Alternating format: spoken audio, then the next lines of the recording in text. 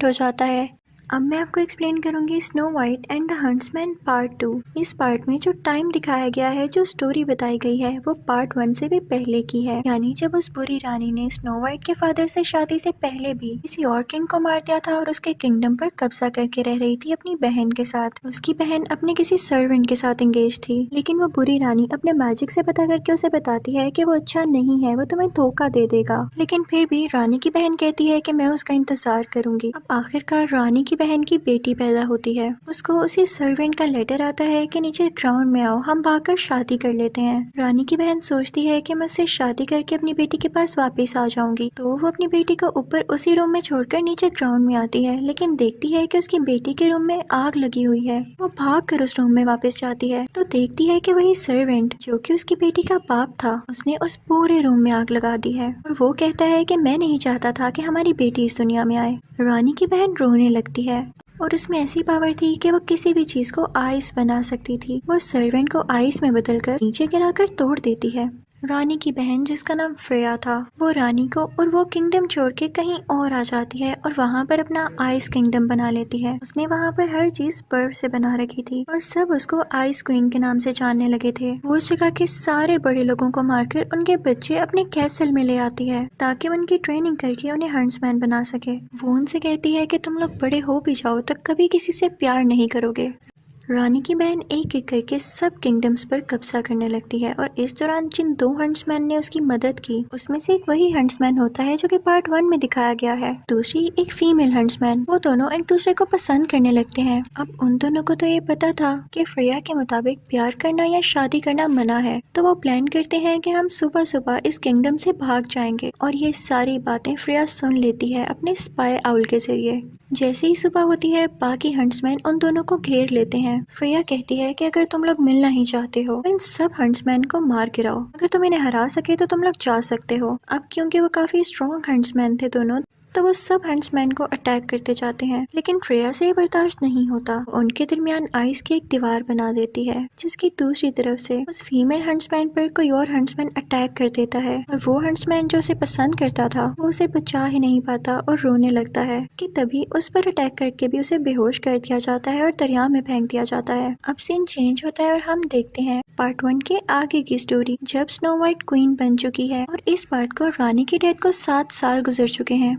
और हंट्समैन यहाँ से दूर जंगल में जिंदगी गुजारता है। स्नो वाइट का हस्बैंड 2 ड्वार्फ के साथ हंट्समैन से मिलने जाता है और उससे कहता है कि मुझे ये लगा था कि रानी के मर जाने के बाद उसका मैजिक काम नहीं करेगा और उसका मैजिकल मिरर जो उसे जिंदा रखता था, उसे जवान रखता था, उसका मैजिक भी खत्म हो जाएगा। लेकिन ऐसा नहीं हुआ। उसको देखने की वजह से स्नो वाइट बीमार रहने लगी थी, इसलिए मैंने उस मिरर को वहाँ पर भेज दिया जहाँ पर उसका मैजिक नहीं चलता। लेकिन मेरे लोग अभी तक वहाँ पहुँच ही नहीं पा रहे, तो क्या तुम इस काम में मेरी मदद करोगे? तो हंट्समैन कहता है कि नहीं, मैं अब कोई काम नहीं करूंगा।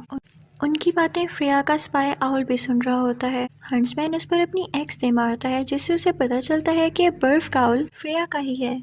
तो वो स्नो वाइट के हस्बैंड से कहता है कि तुम बॉर्डर पर अपनी आर्मी लेकर जाओ और मैं जा रहा हूँ इन दोनों ड्वार्फ के साथ फ्रेया के किंगडम, ताकि उसे वो मिरर न मिल सके।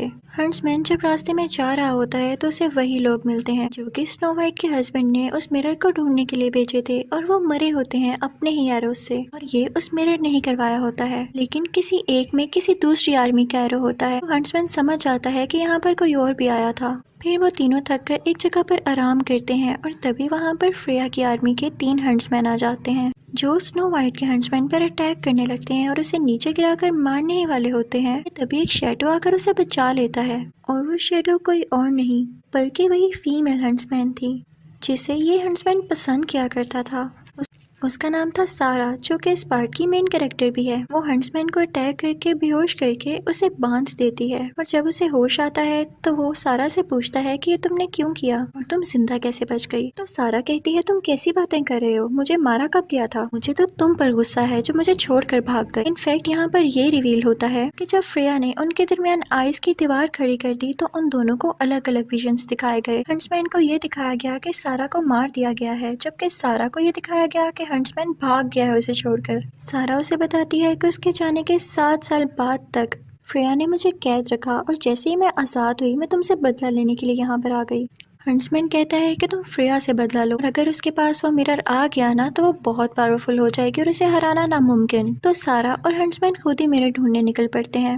रास्ते में उन्हें 2 फीमेल ड्वार्फ्स मिलती हैं जो उनसे कहती हैं कि हम तुम्हें मिरर तक लेकर जा सकते हैं, लेकिन वहाँ पर जो और कीमती सामान होगा वो सारा इकट्ठा करके तुम हमें दोगे। तो हंट्समैन हंसता है और मान जाता है। अब वो लोग वहाँ पर पहुँच जाते हैं जहाँ पर वो मिरर था, लेकिन वहाँ पर कुछ क्रिएचर्स भी होते हैं जो उन पर अटैक करने लगते हैं। हंट्समैन उनसे लड़ता है और सारा से कहता है कि ड्वार्फ के साथ ये मिरर लेकर भाग जाओ। हंट्समैन उस क्रिएचर को मार गिराता है और इसी दौरान सारा हंट्समैन के गले में देखती है। उसके गले में वही नेकलेस होता है जो कि उसने उसे पहनाया था, ये बताते हुए कि वो उससे प्यार करती है। तो ये देखकर वो कन्विंस हो जाती है कि ये मुझे वाकई नहीं भूला। इसी वक्त और भी बहुत सारे क्रिएचर्स वहाँ पर आ जाते हैं। वो लोग भाग जाते हैं और एक ब्रिज पर पहुँचते हैं जिसे क्रॉस करके वो लोग सेफली दूसरी तरफ पहुंचने वाले थे, लेकिन उनके पीछे पीछे वो क्रिएचर्स भी पड़ चुके थे। तो हंट्समैन सारा से कहता है कि तुम जाओ उन ड्वार्फ्स के पास जाओ, मैं इन्हें मार कर आ जाऊंगा, और वो ब्रिज तोड़ देता है। सारा एक एरो पर फायर लगाकर उन पर अटैक करती है, जिसकी वजह से सारे क्रिएचर्स को आग लग जाती है क्योंकि उनका ब्लड एक फ्यूल की तरह था। उन लोगों को उन जलते हुए क्रिएचर्स के दरमियान हंट्समैन कहीं पर भी नहीं दिखाई देता, तो वो समझते हैं कि वो मर चुका है। सारा काफी उदास हो जाती है कि तभी हंट्समैन की एंट्री होती है।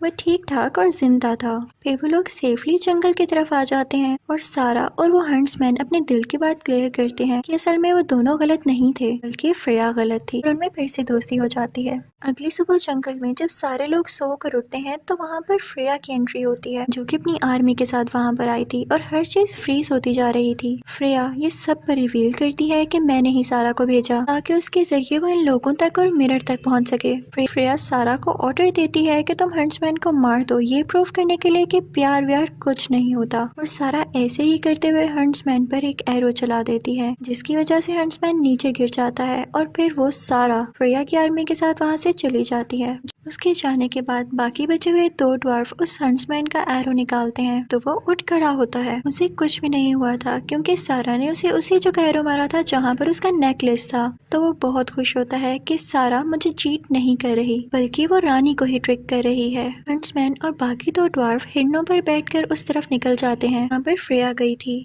अब उस तरफ फ्रेया उस मिरर से सवाल कर रही होती है कि सबसे ज्यादा खूबसूरत कौन है। तो उस मिरर में से उसकी बहन यानी वो बुरी रानी बाहर आती है। मरते हुए उस रानी की सोल इस मिरर में आ गई थी और अब वो जिंदा होके वापस आई थी। वो फ्रेया के किंगडम पर ही रूल करने लगती है, जिससे फ्रेया को काफी गुस्सा आता है। तो वो अपनी बहन से कहती है कि तुम परेशान नहीं हो, ये तुम्हारा ही किंगडम है, बस मैं तुम्हें जिताना चाहती हूँ। वो अपनी आर्मी को ऑर्डर देती है कि स्नो व्हाइट के किंगडम पर अटैक के लिए तैयार रहो, और उसी दौरान हम देखते हैं कि हंट्समैन अपने बाकी 2 ड्वार्फ के साथ वहाँ पहुँचता है। हंट्समैन वहाँ पर पहुँच जाता है जहाँ पर फ्रेया और वो बुरी रानी लोगों के साथ स्पीच कर रही होती है कि तुम लोगों ने कैसे स्नो व्हाइट के किंगडम पर अटैक करना है। फिर सारा भी होती है। हंट्समैन फ्रेया की तरफ एरो फेंकता है जिसे रानी रोक लेती है। जब सारा ये देखती है तो वो भी फौरन से फ्रेया की तरफ अटैक करने की कोशिश करती है, लेकिन वो अपनी आइज से उसे भी रोक लेती है और उन दोनों को मारने के ऑर्डर्स देती है। आर्मी उन दोनों को पकड़ लेती है और ये उसी गांव के लोग थे जिनको उनकी बीवियों से अलहदा करके यहाँ पर लाया गया था।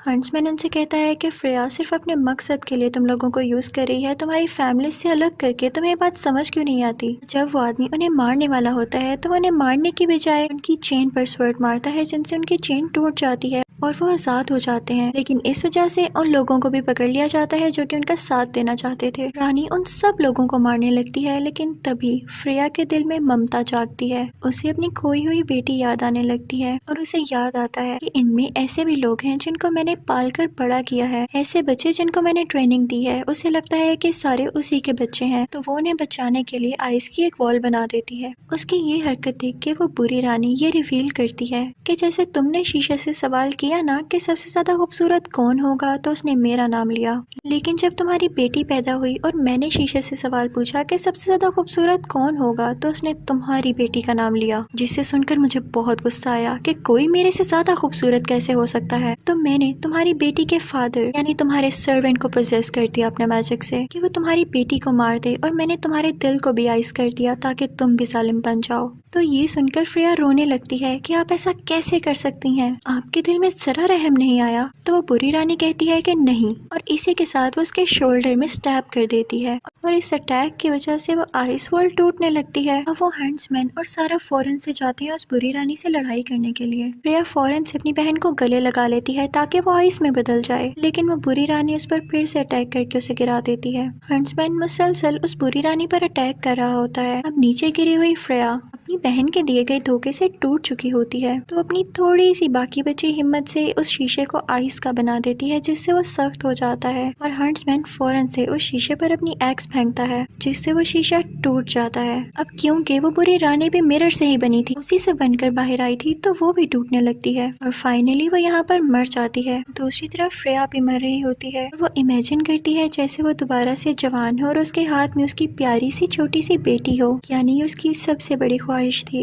कि उसकी बेटी आज उसके पास होती। यहाँ पर सारा और वो हंट्समैन भी मिल जाते हैं और फ्रेया उन दोनों को उदास आंखों से देखते हुए मर जाती है। फ्रेया के मरते ही सब जमे हुए लोग मेल्ट होने लगते हैं और खुशी खुशी सारे लोग बाहर आ जाते हैं, जिनमें सारा और हंट्समैन भी थे। और बस यहीं पर ये मूवी भी एंड हो जाती है। Thank you for watching.